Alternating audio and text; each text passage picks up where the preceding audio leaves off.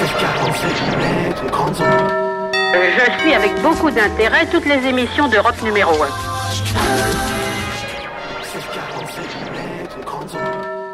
Je suis avec beaucoup d'intérêt toutes les émissions d'Europe numéro 1. Europe 1 fête ses 60 ans et vous fait revivre ses meilleures archives. Ici, Europe numéro 1. C'était le 22 janvier 2007. La France pleure l'abbé Pierre.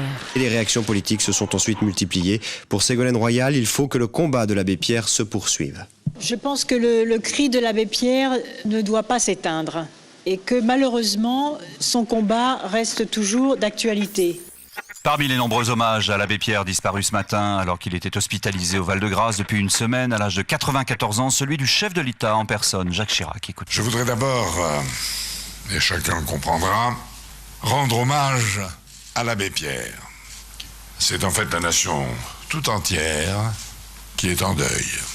Avec lui, la France perd une immense conscience. Émotion tangible aussi dans la petite commune d'Érigny, dans le Rhône, où l'abbé Pierre a passé son enfance et où vit encore une partie de sa famille. Vous y êtes, Jean-Luc Boujon. Il était fatigué et je pense que son état ça a dû se dégrader il n'y a pas longtemps. Hein.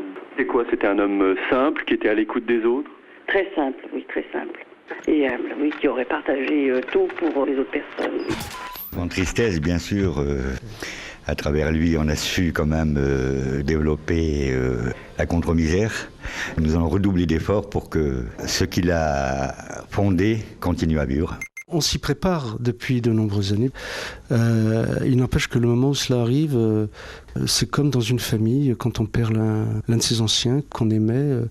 C'était un homme admirable, quoi.